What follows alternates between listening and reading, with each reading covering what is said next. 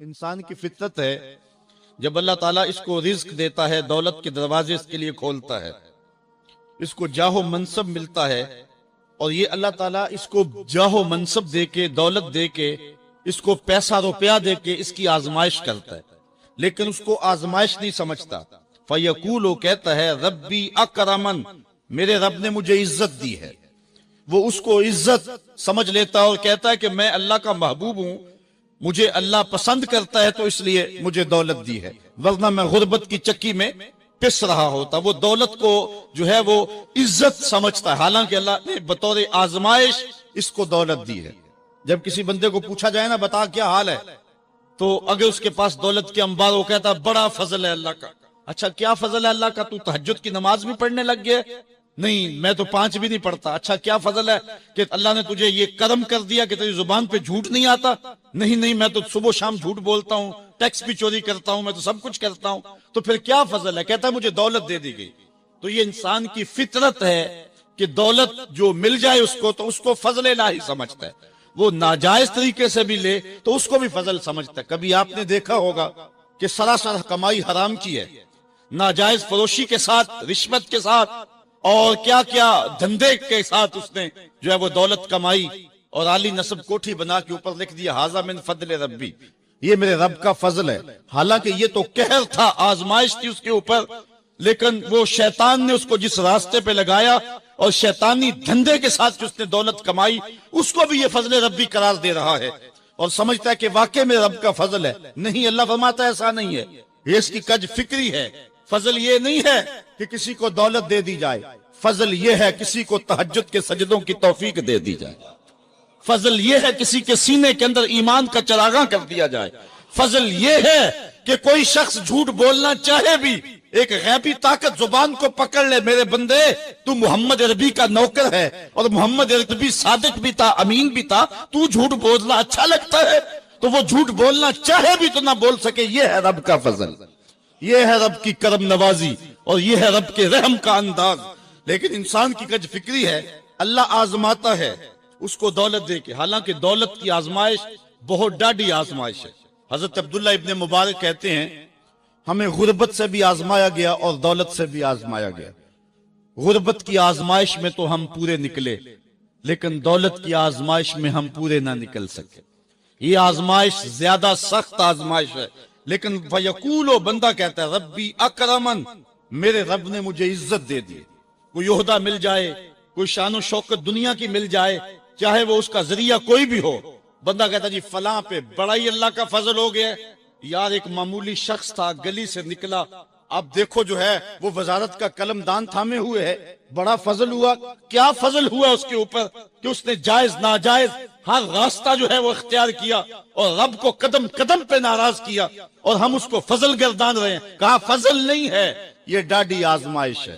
لیکن انسان کی کج فکری ہے، وہ اس کو فضل کہہ رہا ہے۔ اچھا ایک اور انسان کی کج فکری دیکھیے، وَأَمَّا إِذَا مَبْتَلَاهُ فَقَدَرَ عَلَيْهِ رِزْقَهُ فَيَقُولُ رَبِّي أَهَانَنِ، اور اگر اللہ آزمائے اس کا رزق اس پر تنگ کر دے، فَيَقُولُ، تو پھر کہتا ہے رَبِّي أَهَانَنِ، میرے رب نے تو مجھے خار کر دیا، میرے رب نے تو مجھے ذلیل کر کے رکھ دیا۔ یہ فطرت ہے انسان کی کہ اس کو تھوڑی سی سختی ملے، دولت کے انبار جو تیزی کے ساتھ آ رہے ہیں تھوڑا سا کم ہو جائیں، اور اس کو غربت کی چکی میں پیسا جائے، تو یہ بھی اس کی آزمائش تھی۔ دولت دے کے آزمائش کی گئی کہ کیا راہ خدا میں لٹاتا ہے کہ نہیں لٹاتا، میرے راستے کے اندر اس کو خرچ کرتا ہے کہ نہیں کرتا۔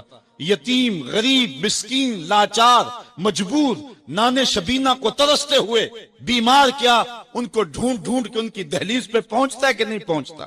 ایک تو یہ آزمائش تھی، لیکن اس نے اس کو آزمائش نہیں، اس کو عزت سمجھ لیا۔ اس نے کہا کہ میرا اللہ میرے پہ راضی ہے تو تبھی اتنی دولت دی ہے۔ اچھا اگر دولت اللہ کی رضا کی علامت ہوتی تو فرعون دولت مند نہ ہوتا، قارون کو خزانہ نہ دیا جاتا۔ اور دوسری بات، جب اس کو دولت نہیں دی جاتی، غربت میں آتا ہے تو کہتا میرے رب نے مجھے رسوا کر دیا۔ یہ بھی اس کی کج فکری ہے۔ یار وہ بھی تو ہوئے ہیں کہ زمانے کے اندر ایک پھوٹی کوڑی بھی ان کے پاس نہیں رہی ہے۔ اللہ اکبر، آؤ دیکھو فقر بو ذر کو سلام کرو، آؤ دیکھو فقر اویس کو سلام کرو، اچھا آ جاؤ حضور کی دہلیز پہ فقر محمدی کو سلام کرو۔ یہ عزت ہے، عزت، یہ بھی آزمائش ہے اللہ دیکھتا ہے کہ فقر کی آزمائش میں کون پورا نکلتا ہے. زبان پر جو ہے وہ ناشکری کے لفظ تو نہیں لاتا. مل جائے اللہ کی طرف سے عطا ہو تو وہ بھی آزمائش ہے کہ اس پہ شکر ادا کرتا ہے کہ نہیں کرتا, اور نہ ملے تو یہ بھی آزمائش ہے کہ اس پہ صبر کرتا ہے یا کہ نہیں کرتا. واہ ویلا کر دیا, شور و غل مچا دیا, لٹ گیا, میرے پاس کچھ دیا, اپنی غربت کے اشتہار لگا دیے. ایک ایک شخص کے آگے ہاتھ پھیلاتا پھرتا ہے, اپنی غربت کی عزت کو پامال کر رہا ہے, اس امتحان میں ناکام ہو گیا. اب سنو اللہ کیا ارشاد فرماتا ہے, کلا بل لا تکرمون الیتیم. تم کہتے ہو کہ ہمیں دولت نہیں ملی تو رسوا کر دیا گیا, اور دولت مل گئی تو اللہ کا فضل سمجھتے ہو. اللہ فرماتا ہے ایسا نہیں ہے. اگر تمہیں آزمائش میں ڈالا گیا ہے تو تم اس آزمائش میں کہاں تک پورے نکلے ہو. آج تمہارے اوپر جو سختیاں آئی ہیں, آج اللہ تعالیٰ کی اگر ناراضگی ہے تو اس کا یہ سبب نہیں ہے کہ تم کو دولت نہیں دی گئی, بلکہ سبب کیا ہے غور کیجئے. کلا, ایسا ہرگز نہیں. جو اس کی فکر تھی کلا سے نفی کر دی گئی, اور اس بات کس چیز کا کیا گیا, بل لا تکرمون الیتیم, تم یتیموں کو عزت نہیں دیتے ہو. اصل بات یہ ہے جو بات سوچنے کی ہے. اب قرآن کا یہاں اسلوب دیکھیے, میں قربان جاؤں قرآن کے اسلوب پہ. ایسے ہی نہیں, جب اکرمہ ابو جہل کا بیٹا اسلام کے حصار میں آتا ہے تو قرآن پڑھتا ہے نا تو اشش کر اٹھتا ہے اور پھر روتا ہے اور کہتا ہے ہاذا کلام و ربی, یہ میرے رب کا کلام ہے. اور قرآن بتا رہا ہے, اس کا لہجہ بتاتا ہے. اسلوب دیکھیے. بات غریب کو روٹی دینے کی نہیں کی گئی, غریب کو جو ہے وہ کھانا دینے کی نہیں کی گئی, اس کو کپڑے پہنانے کی نہیں کی گئی. قرآن نے جو کہا ہے کلا بل لا تکرمون الیتیم, بات یہ ہے کہ تم یتیم کو عزت نہیں دیتے ہو. یتیم کو تم عزت کیسے دے سکتے ہو یہ تم جانتے ہو کہ اس کی تکریم کیسے کرنی ہے. تمہارے پاس یتیم کو پہنانے کے لیے کپڑا نہیں ہے, اس کو دینے کے لیے روٹی نہیں ہے, لیکن تمہارے سینے میں پیار تو رکھا ہوا ہے نا. اس برہنہ یتیم کو سینے سے لگا کر کے اس کا ماتھا تو چوم سکتے ہو نا. رب یہ نہیں دیکھتا روٹی کس نے دی, رب یہ دیکھتا یتیم کو پیار کس نے دیا. وہ یہ دیکھتا ہے کلا بل لا تکرمون الیتیم. معاملہ روٹی کا نہیں ہے. بچی ہوئی روٹی تو کتے کو بھی ڈالی جا سکتی ہے, کسی کو غریب کو دے دی تو یہ کون سا کمال ہے. جو دیگیں بچ گئی وہ مدرسے میں بھیج دی, یہ کمال کی بات نہیں ہے. وہ گندگی کے ڈھیر پہ بھی تو پھینکنی تھی, خراب ہو جاتی, 2 گھنٹے اور پڑی رہتی. معاملہ یہ نہیں ہے, معاملہ تکریم کا ہے. اب وہ بھی سوچیں, عید آ رہی ہے, مینڈکوں کی طرح نکلیں گے سماجی رہنما اور سماجی کارکن. اخباروں میں تصویریں چھپیں گی, غریب عورتیں لائن میں لگی ہوئی ہیں, غریب مرد لائن میں لگے ہوئے ہیں, اور جو ہے وہ صاحب جو ہے وہ ایک ایک توڑا آٹے کا, ایک ایک تھیلا آٹے کا دے رہے ہیں, اور 10 جو ہے وہ فوٹوگرافر تصویر کھینچ رہے ہیں. اگلے دن 15 اخباروں کے اندر تصویریں لگی ہوئی ہیں. میں اس دن بھی کہا تھا کہ اس انداز کے ساتھ غریبوں کی غربت کا اشتہار لگانے والا سوچے کہ اس لائن میں اگر اس کی بیٹی کو کھڑا ہونا پڑے تو اس کا پھر انداز کیا ہو. بات یہ نہیں, بات تکریم کی ہے. کلا بل لا تکرمون الیتیم. آئیے تمہیں میں کہانی سناؤں. آقا کریم علیہ السلام جا رہے تھے عیدگاہ کو. راستے کے اندر ایک یتیم کھڑا تھا, اور آقا کریم نے کہا کہ بیٹے آج تم یہاں کھڑے ہو. کہا فلاں غزوے میں میرا باپ شہید ہو گیا تھا, میری ماں کا سایہ بھی میرے سر پہ نہیں ہے, لوگ اپنے گھروں میں ہیں, میں کس دہلیز پہ جاؤں. اچھا انتظار ہو رہا ہے عیدگاہ میں. حضور نے یتیم کو سینے سے لگایا, گھر لے گئے, اور سیدہ فاطمہ سے کہا کہ جس طرح کا لباس حسنین کو پہنایا ہے اس کو بھی پہناؤ. اللہ اکبر. اور اس کو کھانا کھلایا, اور سب کچھ اس کی تکریم کرنے کے بعد حضور نے پھر جو ہے وہ اس کو عزت دینے کے لیے, اس کی تکریم دینے کے لیے حضور علیہ السلام نے اس کو فرمایا اما ترضا ان محمدن ابوکا, بیٹے کیا تو پسند نہیں کرتا کہ محمد تیرا باپ لگے. وہ عائشہ تا اموں کا, اور عائشہ تیری ماں لگے. وہ فاطمہ بنت محمد اختوں کا, اور فاطمہ تیری باجی لگے. اس نے کہا یہ اعزاز مل جائے تو مجھے اور کیا چاہیے. تو کہا آج کے بعد یہ رشتے تیرے ہوئے. ایک انگلی سے حضور نے حسنین کو تھاما ہوا ہے, اور دوسری انگلی سے اس یتیم بچے کو تھاما ہوا ہے. جب حضور عیدگاہ کی طرف بڑھ رہے ہیں تو اور بچے بھی اپنے ماں باپ کے ساتھ جا رہے ہیں. وہ بچہ زبان حال سے کہتا ہے تھا تو یتیم, آج یتیمی کا مزہ ہی نہیں آ گیا ہے کہ حضور کی انگلی تھام کے جا رہا ہوں. تو یتیم کی تکریم کا مسئلہ ہے, اس کو عزت نفس دینے کا مسئلہ ہے. یتیم کو لوگوں کے اندر کھڑا کر کے اس کو اعزاز دیتے ہو, وہ اعزاز نہیں ہے, وہ رسوائی ہے. مجھے 1 سال قبل ایک ایسی تقریب میں لوگ کھینچ کر کے لے گئے جہاں وہ آج کل اجتماعی شادیوں کا رواج ہے. تو میں بڑی معذرت کی، میرے لیے مشکل ہوگا کیونکہ مجھے اندازہ تھا اس تقریب کا، لیکن میں کبھی گیا نہیں تھا پہلے. تو میں جب اس تقریب میں پہنچا تو یقین جانے کہ 2 دن تک جو ہے وہ میں بے چین رہا ہوں. میں کہتا ہوں غریب سے غریب آدمی ہوتا ہے نا، اس کو معاشرے میں پروٹوکول اعزاز نہ بھی ملے تو شادی والے دن تو مہمان خصوصی وہی ہوتا ہے نا. اس دن تو سارے اس کے چہرے کو دیکھتے، لیکن ان دولوں کو بھی جو ہے وہ لائن پہ بٹھایا ہوا تھا اور اوپر مہمان خصوصی کوئی اور بیٹھے تھے.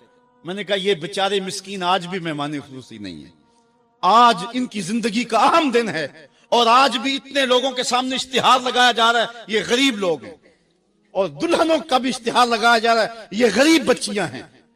اور پھر کیا ان کے چہرے پہ کوئی مسرت کے آثار تھے اور نہ ان بیٹیوں کے چہرے پہ کوئی مسرت کے آثار تھے.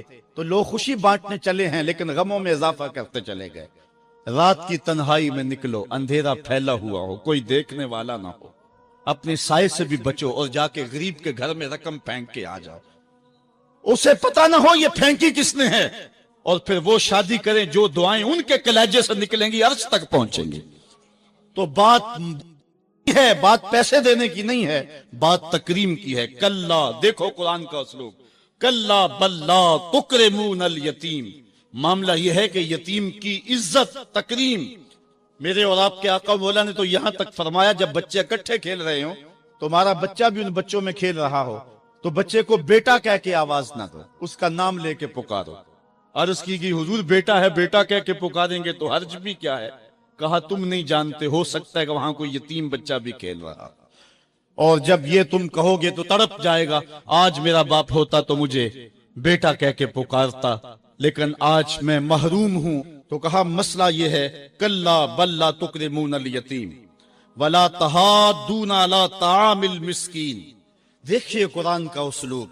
کہا ایک تو یتیم کی تکریم نہیں ہے، یہ ساری افتاد اس لیے آئی، اور دوسری بات یہ ہے کہ وہ آپس میں ایک دوسرے کو مسکین کے کھانے کی رغبت نہیں دیتے. یعنی ایک شخص خود غریب ہے اور اتنی طاقت نہیں رکھتا کسی غریب کی پرورش کر سکے، وہ عہدہ برا نہیں ہو سکتا کہ اتنا کہ میں تو کچھ کر نہیں سکتا. کوئی بھوکے تڑپتے ہوئے غریب کو دیکھے، خود نہ دے سکے. اللہ نے اسے زبان تو دی ہے، کسی امیر کی دہلیز پہ وہ نہیں جاتا یہ چلا جائے اور جا کے توجہ دلائے کہ میرے ہمسائیگی کے اندر ایک یتیم تڑپ رہا ہے، بیوہ کی بیٹیاں بوڑھی ہو رہی ہیں دہلیز پہ، اور وہ جا کے اپنے اعتبار پہ جو ہے ان کا انتظام کر دے. یہ ہے وَلَا تَحَاضُونَ عَلَىٰ طَعَامِ الْمِسْكِينِ. اللہ کے حضور دعا کرو، التجا کرو اور اللہ سے مدد مانگو. وہ بلاؤں کے رخ کو موڑ دے گا، وہ مصیبتوں کے رخ کو پلٹ دے گا تمہاری جانب. لیکن جب تم یہ مزاج نہیں رکھو گے تو مصیبتوں پر مصیبتیں آتی رہیں گی. حضرت موسیٰ علیہ السلام کے پیٹ میں درد کا احساس ہوتا ہے تو کوہ طور پہ چلے گئے. کیسے جلیل القدر نبی تھے، اللہ سے ڈائریکٹ رابطے تھے، اور جا کے کہا مالک میرے پیٹ میں درد ہو رہا ہے. اللہ اکبر. گھر کے نجی معاملے بھی رب سے ڈسکس کرتے تھے، اور کوئی جو ہے وہ ایسی چیز ہوتی وہ بھی رب سے ہی عرض کرتے تھے. کہا میرے مالک میرے پیٹ میں درد کا احساس ہو رہا ہے، دوائی کی پوڑی لینی ہے تو وہ بھی جا کے کوہ طور سے رب سے ہی لیتے تھے. تو اللہ تعالیٰ فرمایا فلان جنگل میں چلے جاؤ، وہاں اس شکل کے پتوں کی ایک بوٹی ہے، اس کو توڑو نچوڑو، اس کا پانی پیو، تمہیں شفا مل جائے گا. حضرت موسیٰ علیہ السلام گئے اور جا کے بوٹی کو توڑا، نچوڑا، پانی پیا، شفا ہو گئی. کچھ عرصہ بیتا، دوبارہ اسی طرح کا درد جاگا. اب نسخہ تو ذہن میں تھا، کوہ طور پہ نہ گئے، اس جنگل میں چلے گئے اور جا کے بوٹی کو توڑا، اس کے پتے نچوڑے، پانی نکالا، پیا، لیکن درد اور زیادہ بڑھ جاتا.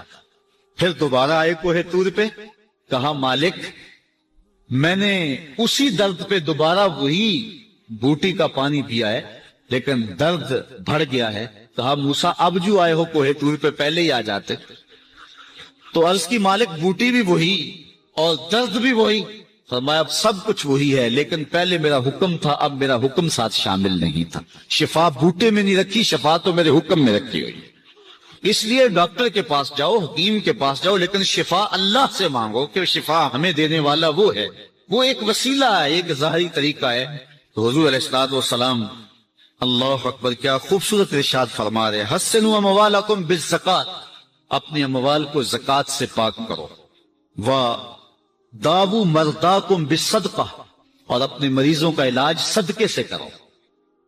حضور علیہ السلام نے ارشاد فرمایا کہ بندہ کہتا ہے میرا مال، اس کے مال تین ہیں۔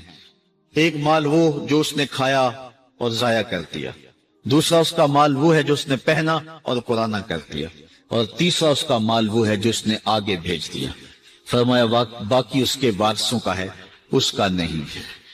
اس لیے ہم راہ خدا میں خرچ کرنے کا مزاج بنائیں، اس سے مال گھٹتا نہیں ہے، اس سے مال بڑھتا ہے۔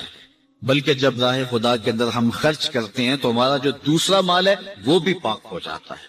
اللہ کے محبوب کا ایک فرمان سنیے جس کو حضرت حسن بصری رضی اللہ تعالیٰ عنہ بیان کرتے ہیں، حسنوا اموالکم بالزکاۃ وداووا مرضاکم بالصدقہ واستقبلوا امواج البلاء بالدعاء والتضرع۔ فرمایا کہ اپنے مال کو، اپنے اموال کو زکوٰۃ سے پاک کرو اور اپنے مریضوں کا علاج صدقے سے کرو، اور جب مصیبتیں اور بلائیں تمہارا رخ کریں تو پھر دعا سے اور اللہ کے حضور زاری سے اللہ کی مدد چاہو۔ آج ہم صدقے کا مزاج بہت کم کر چکے ہیں۔ کسی زمانے میں ایسا ہوتا تھا کہ جب کوئی بیمار ہوتا تھا تو سب سے پہلا کام لوگ یہ کرتے تھے کہ صدقہ دیا کرتے تھے، ڈاکٹر کے پاس پھر جایا کرتے تھے، حکیم کے پاس پھر جایا کرتے تھے، سب سے پہلے اس کی جان کا صدقہ دیا کرتے تھے۔ صدقہ قضا کو بدل دیتا ہے، تقدیر کو بدل دیتا ہے۔ صدقہ سے اپنے مریضوں کا علاج کرو۔ اصل ڈاکٹر کے پاس جانا، علاج کروانا سنت ہے، اس کی ممانعت نہیں ہے، لیکن یہ بات ہمیشہ ذہن میں رکھیے گا کہ ڈاکٹر کے پاس دوا ہے، شفا نہیں ہے۔ شفا اللہ کے دستے کرم میں۔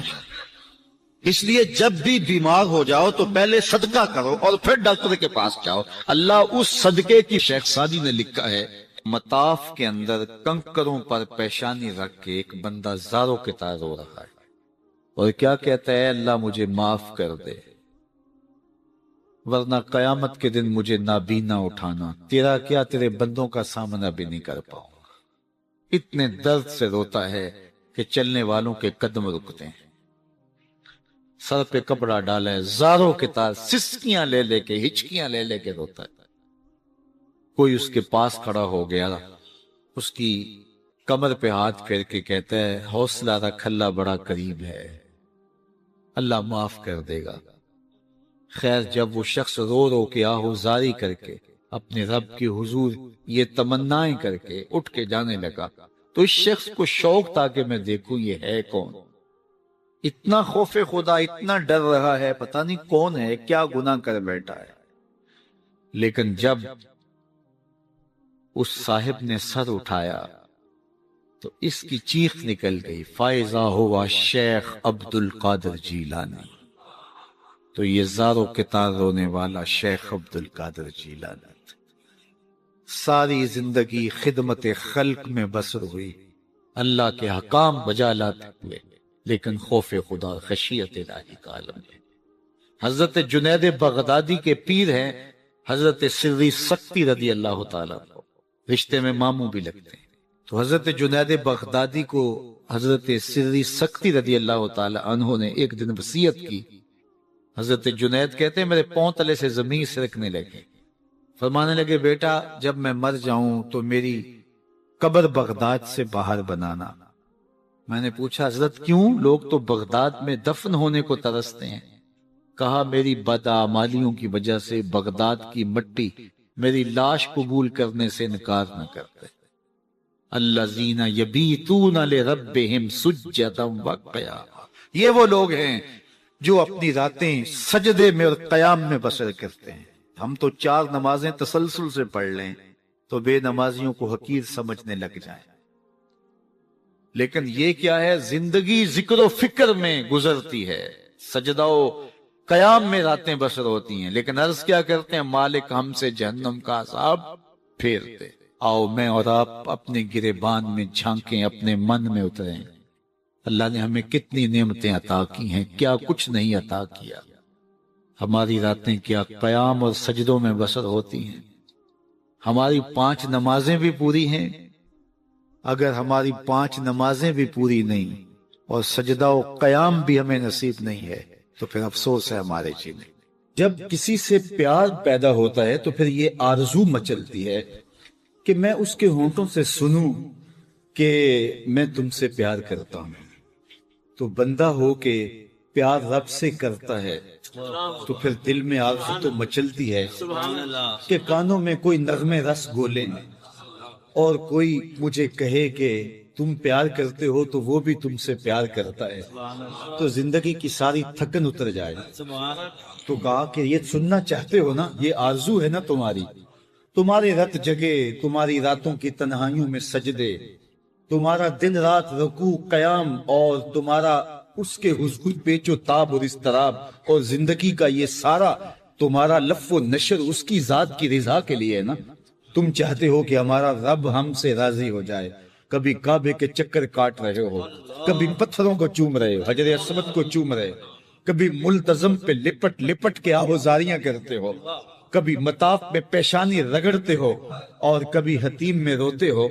تم اسی تڑپ میں ہو نا، یہی بتانا چاہتے ہو نا کہ ہم تجھ سے پیار کرتے ہیں، یہی بتانا چاہتے ہو نا کہ ہم تجھ سے محبت کرتے ہیں۔ کبھی سحری کے وقت مصلی بچھاتے ہو، تمہارے آنسو مصلی میں جذب ہوتے اور مصلی بھیگ جاتا تمہارے آنسوؤں سے، کوئی دیکھ نہیں رہا ہوتا، لیکن تمہارے دل سے یہ ہوک اٹھتی ہے جس کے لیے یہ آنسو جذب ہو رہے ہیں وہ تو دیکھ رہے ہیں نا۔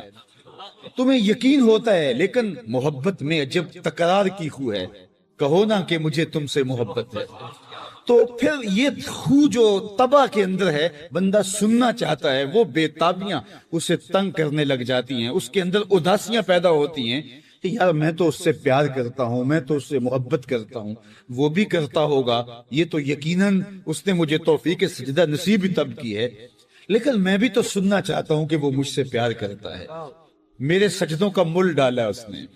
اگر میں گلی گلی کی خاک چھانی اور نگر نگر گھوم کے اس کے حرم کے چکر کاٹے اور دیوانہ وار گھوما تو وہ بھی تو کہے مجھے تیرے چکر عاشق زار نظر آ رہے ہیں اور میں تجھے پسند کرتا ہوں، تو چکر کاٹ رہا ہے، میرے حرم کا طواف کر رہا ہے، میں تیرے اوپر رحمتیں نچھاور کر رہا ہوں، تو سننا چاہتا ہے بندہ کہ وہ بھی کہے کہ ہاں تیری محبت قبول ہوئی، تیری محبت مراد کو پہنچی۔ تو آواز آئی تم یہ چاہتے ہو نا کہ وہ بھی تم سے محبت کا اظہار کرے اور اعلان کرے، اور اس کی محبت کا تمہیں یقین تو ہے لیکن وہ مزید جو ہے وہ اذعان و یقین کے سانچے میں ڈھل جائے۔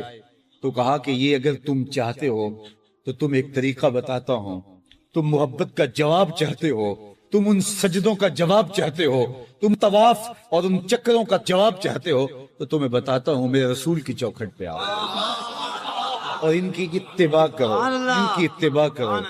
تم نکلے تو محبت کرنے تھے، تم عاشق زار بنے تھے، لیکن یحببکم اللہ، وہ خدا ہو کے تم سے محبت کرے گا۔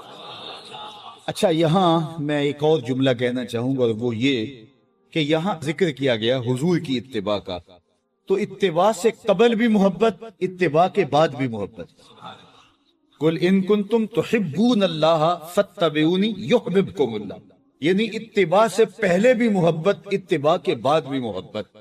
تو کوئی اتباع لالچ میں بھی ہوتی ہے، کسی غرض میں بھی ہوتی ہے کہ میں اس کی بات مانوں تو مجھے یہ ملے گا، لیکن کہا کہ تم نے میرے رسول کی اتباع ایسی کرنی جس کے آگے بھی محبت ہو، جس کے پیچھے بھی محبت۔ جب تم محبت کے دائرے میں رہ کے اتباع اور فرما برداری اور انقیاد اور اطاعت کے زمرے میں آ جاؤ گے تو پھر تم تو نکلے تھے رب سے پیار کرنے کے لیے، لیکن وہ رب ہو کے خود کہتا ہے میں اب تم سے پیار کرتا ہوں، اور درمیان میں اتباع میرے حضور کی آئی۔ یہ مائک جس کمپنی نے بنایا ہے، جب ہم مارکیٹ سے خرید کے لائے تھے تو اس کے ساتھ ایک چھوٹی سی بک بھی آئی تھی جس میں یہ بتایا گیا تھا کہ اس کو ہم نے استعمال کیسے کرنا ہے، خرابی کی صورت میں اس کی اصلاح کیسے ہوگی، اور اگر اس کے مطابق ہم اس کو استعمال کریں، جس طرح کی بیٹری اس کے اندر آنی چاہیے تو وہ ڈالیں گے تو دیر تک اس کے فوائد اور ثمرات حاصل کرتے رہیں گے۔ لیکن اگر ہم اس کتاب کو جو اس کے ساتھ ہمیں ملی تھی، جس کمپنی نے اسے بنایا ہے، تو اس کا طریقہ استعمال ساتھ بتایا ہے، اس کتاب کو پھاڑ کے پھینک دیں گے یا اس کو لپیٹ کے کہیں اونچی جگہ پہ رکھ دیں گے اور اس کو اپنی مرضی سے چلانا چاہیں گے تو پھر اپنی مرضی سے ہم اس سے فائدہ حاصل نہیں کر پائیں گے. تھوڑا وقت فائدہ حاصل ہوگا لیکن نتیجہ کچھ بھی نہیں ہوگا. تو جو کمپنی کوئی چیز تیار کرتی ہے تو اس کا طریقہ استعمال بھی ساتھ چھوٹی سی بک کی صورت کے اندر آپ کو دیتی ہے. تو جس مالک نے حضرت انسان کو بنایا ہے اس نے ساتھ کتاب اللہ کو بھی بھیجا ہے کہ اس کو پڑھتے جاؤ اور اپنی زندگی کو سنوارتے جاؤ. اس کے مطابق زندگی گزاریں گے تو زندگی سوکھی ہوگی، اور اگر زندگی اپنی خواہش پہ گزاریں گے اور غلاف میں لپیٹ کے قرآن مجید کو اوپر رکھ دیں گے اور وہاں سے دیکھ کر کے اس کو آپریٹ نہیں کریں گے اس جسم کو، تو پھر نتیجہ وہی ہوگا جو عمومی طور پہ متوقع ہے. تو اس لیے التمسک بکتاب اللہ، اللہ کے بتائے ہوئے طریقہ حیات کے مطابق زندگی گزارنا ہو تو قرآن مجید کے بغیر ایک قدم بھی نہیں چلا جا سکتا. گر تو می خواہی مسلمان زیستن، نیست ممکن جزب قرآن زیستن.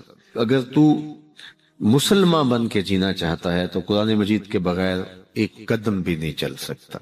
تو اس کتاب کے ساتھ تمسک اختیار کرنے کی تلقین کی.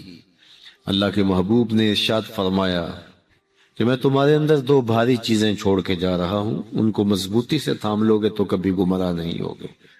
اولہما کتاب اللہ، ان میں سے پہلی چیز اللہ کی کتاب ہے. فیہ الہدی والنور فخذوا بکتاب اللہ واستمسکوا بہ، اس میں ہدایت ہے، روشنی ہے، اس کو مضبوطی سے پکڑ لو، اچھی طرح سے تھام لو، تم گمراہ نہیں ہوگے.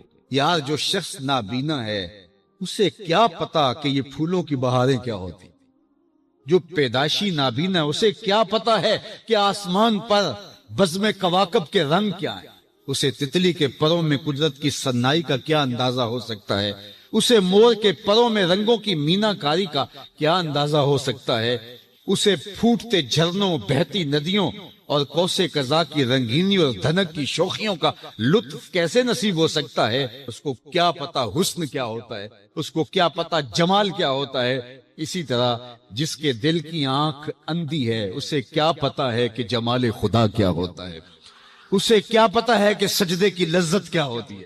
اسے کیا پتا ہے رکوع اور قیام کا مزہ کیا ہوتا ہے. اسے کیا پتا ہے کہ روزے کا سرور کیا ہوتا ہے. تو اگر ہم اپنے دل کے میل اتاریں گے تو دل کی آنکھیں کھلے گی تو پھر زندگی کا لطف آنا شروع ہوگا. پھر پتہ چلے گا اسلام کیا ہے، پھر پتہ چلے گا دین کیا ہے. اللہ اکبر. اسی لیے قرآن نے کہا من کانا فی ہذہ اعمی فہو فی الآخرۃ اعمی واضل سبیلا. جو دنیا میں اندھا رہا کل قیامت کے دن بھی نابینا اٹھائے. اس سے ان آنکھوں کی بے نوری مراد نہیں ہے، دل کی بے نوری مراد. اقبال نے کہا تھا دل بینا بھی کر طلب خدا سے کہ آنکھ کا نور دل کا نور نہیں. آنکھ کا نور اور ہے، دل کا نور اور ہے. تو جس طرح آنکھ بے نور ہو جائے، آنکھ پر دھند، جالا، ککرے اور سفید اور کالا موتیا اتر آئے، تو ہم سب کچھ بیچ کر کے بھی آنکھوں کا نور خریدنے کی کوشش کرتے ہیں. تو یار کبھی اجڑے ہوئے دل کا بھی تو علاج کرواؤ. علاج تمہارے گھر میں پڑا ہے. راتوں کی تنہائیوں میں اٹھ کے قرآن پڑھو اور ساتھ رویا کرو. دیکھنا دل کے میل اترنے شروع ہو جائیں گے اور دل کے پردے سے وہ غلاستیں جب اتریں گی تو پھر پتہ چلے گا کہ دل جمال یار کیسے دیکھتا ہے. دل کی دنیا کیا ہے. وچے ہی بھیڑے وچے ہی جھیڑے وچے ہی ونج مہانے ہو 14 طبق دلے دے اندر تمبو وانگو تانے ہو. پھر پتہ چلے گا یہ دل دنیا کیا ہے. پھر اس کی تڑپ، اس کی بے چینی، اس کا اضطراب زندگی کا حاصل بن جائے گا. پھر زندگی کی بے چینی اور دل کی بے چینی اور دل کا محبوب کی یاد میں تڑپنا تمہیں سرور دے گا. پھر تم ایک ایک عضو میں دل مانگو گے. وہ مزہ دیا تڑپ نے میری آرزو ہے یا رب. وہ مزہ دیا تڑپ نے میری آرزو ہے یا رب. میرے دونوں پہلوؤں میں دل بے قرار ہوتا. پھر سمجھ آئے گی کہ یہ دل کتنی قیمتی شے ہے. اللہ نے بدن میں آنکھیں بھی 2 رکھی ہیں، کان بھی 2 رکھے ہیں، ہاتھ اور پاؤں بھی 2 رکھے ہیں، لیکن دل ایک ہی رکھا ہے. اور دل عرش اللہ ہے، اللہ کا عرش ہے. پھر پتہ چلے گا. تو آئیے دل سے زنگ اتاریں، میل اتاریں، دل مصفا ہو، دل خوبصورت بن جائے. پھر دل کی کشکول پھیلا کے پھر عرض کریں ہر تمنا دل سے رخصت ہو گئی، اب تو آجا، اب تو خلوت ہو گئی۔ لیکن یہ میل کچیل سے ہٹا ہوا ہوگا تو گندی جگہوں پہ محبوب تو نہیں آتے ہیں۔ تو حسد، حقد، کینے، بغض، نفرتیں یہ ہم پالے رکھتے ہیں، اپنی زندگی کو ہم نے خود بوجھل بنایا ہوا ہے۔ میاں حسد کرنے سے محسود کا کیا ہوگا؟ ہم اپنے آپ کو تلخی میں مبتلا کیے ہوئے ہیں۔ بغض رکھنے سے مبغوض کا کیا ہوگا؟ ہم اپنے آپ کو بوجھ میں مبتلا کیے ہوئے۔ تو اپنے دل سے یہ سارے بوجھ اتار کر کے جب دل کو مصفا اور مزکا کریں گے تو پھر دیکھیے کہ دل کے آئینے میں کیسے جمال یار دکھائی دیتا ہے۔ تو اس دل کی اصلاح ہوگی کثرت کے ساتھ قرآن مجید کی تلاوت کرنے سے۔ تو راتوں کی تنہائیوں میں اٹھ کے قرآن پڑھو، دیکھنا کہ کیسے دل کے زنگ اترتے ہیں۔ بعض لوگ بڑی عجیب خبر سناتے ہیں، میاں تمہیں کیسے پتا؟ وہ کہتا ہے میں رات اچانک نیند نہیں آ رہی تھی تو ایک چینل کھولا تو اس میں یہ خبر چل رہی تھی، تو میں نے کہا تجھے نیند نہیں آ رہی تھی، تو نے چینل کھولا، کاش تو قرآن کھول کے بیٹھ جاتا، تجھے وہ دکھائی دیتا کہ تیرا اندر تیرا باہر روشن ہو جاتا۔ تو راتوں کی تنہائیوں میں اٹھ کے قرآن مجید پڑھنے کا مزاج پیدا کریں، اپنی صبح کا آغاز قرآن مجید کی تلاوت سے کریں، اپنے دن کو سمیٹیں، سونے کی تیاری کریں، سورہ ملک سے اپنے معاملات کو سمیٹیں۔ یہ چند دن کر کے دیکھ لیں، اور اگر آپ کو معاشی مسائل ہیں، مشکلات ہیں، تو سورہ واقعہ اس کے لیے اکسیر ہے۔ صرف 3 رکوع ہیں، اتنی اکسیر کہ جس کی زندگی میں سورہ واقعہ آ گئی وہ مشکلات میں مبتلا نہیں ہوتا، اللہ اس کے لیے رزق کے دروازے کھول دے۔ مدینے کی گلی سے میرے حضور کا گزر ہوا، ایک ایسا مکان بن رہا تھا جس طرز کے مکان کو حضور پسند نہیں کرتے۔ تو پوچھا یہ کس کا مکان ہے؟ کہا فلاں انصاری کا۔ حضور گزر گئے، کسی نے اس کو جا کے بتایا حضور تیری گلی سے گزرے تھے، تیرے مکان کو دیکھا، شاید حضور کو پسند نہیں آیا۔ چہرہ بتا رہا تھا حضور کا کہ تیرا مکان اچھا نہیں لگا۔ انہوں نے کدال لیا اور مکان زمین کے برابر کر دیا۔ چند دن کے بعد حضور کا پھر گزر ہوا تو دیکھا کہ مٹی کا ڈھیر پڑا ہوا ہے، ملبہ پڑا ہوا ہے۔ کہا اس شخص کو بلاؤ، بلایا گیا، کہا میں گزرا تھا، تیرا مکان بن رہا تھا، اب مٹی کا ڈھیر پڑا ہے۔ حضور میں نے گرا دیا۔ فرمایا کیوں؟ عرض کی سنا تھا آپ کو پسند نہیں، سنا تھا آپ کو پسند نہیں۔ میں اور آپ اپنے اندر اترے اور دیکھیں ہمارا کیا کیا حضور کو پسند۔ محمد دی زیارت محمد دے رنگ وچ، اے ٹھگ بازیاں جانے پیارا صلی اللہ علیہ وسلم۔ جب ان کے ہوئے تو پھر اپنی خواہش رہی کہاں؟ اپنی رضا کو محبوب کی رضا میں فنا کر دینے کا نام ہی تو محبت ہے۔ تیرے ہندیاں سندیاں محبوبہ، میں کافر ہواں جے میں ہواں، اپنی نفی کرنے کا نام ہی تو محبت ہے۔ لیکن میں اپنی خواہشات کا پتلا ہوں اور عاشق رسول بھی ہوں، کیسی عجیب کہانی ہے۔ میں اپنی آرزوؤں کا بندہ بھی ہوں اور عاشق رسول ہوں، کیسی عجیب کہانی ہے۔ جب ان کے ہو گئے پھر اپنا کچھ نہ رہا۔ محبوب کی رضا میں اپنے آپ کو گم کرنے کا نام محبت ہے۔ جب ان کے ہوئے تو پھر زندگی کا جمال، زندگی کا نور نصیب ہوا، زندگی کی حقیقتیں ہاتھ آ گئی۔ میں عاشق رسول کہلاتا ہوں، حج اور عمرے بھی کرتا ہوں۔ میں 1.25 لاکھ مرتبہ جو ہے وہ ہر ہفتے میں درود بھی پڑھتا ہوں۔ میں محفل میلاد کرواتا ہوں، پوری دنیا کے نعت خواں جمع کرتا ہوں، لیکن حضور کی سنت چہرے پہ سجانے کی توفیق نہیں ہے۔ مجھے حضور علیہ الصلوۃ والسلام کے بتائے ہوئے طریقے کو اختیار کرنے کی ضرورت نہیں ہے۔ صاحب سوچیں کہیں آپ اپنے آپ سے دھوکہ تو نہیں کر رہے؟ ان سے تو نہیں کیا جا سکتا، ان سے دھوکہ کون کرے؟ وہ تو جانتے ہیں کون کہاں کھڑا ہے۔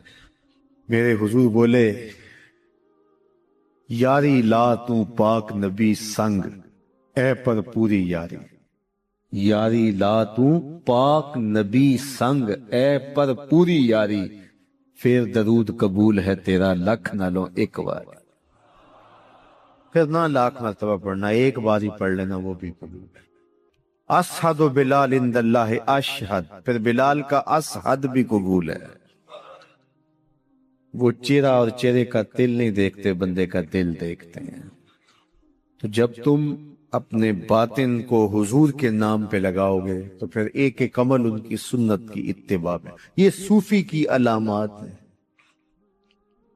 رنگ برنگے کپڑے پہن لینے سے صوفی نہیں بنتا، مختلف رنگوں کے پٹکے باندھ لینے سے صوفی نہیں بنتا، صاحب بھنگ گھوٹ کر پینے سے صوفی نہیں بنتا، ڈھول کی تھاپک پر ناچنے اور رقص کرنے سے صوفی نہیں بنتا، مختلف تصوف کی اصطلاحات کو یاد کر لینے سے صوفی نہیں بنتا، محمد عربی کی غلامی سے صوفی بنتا ہے، حضور کی چوکھٹ کی فقیری سے صوفی بنتا ہے.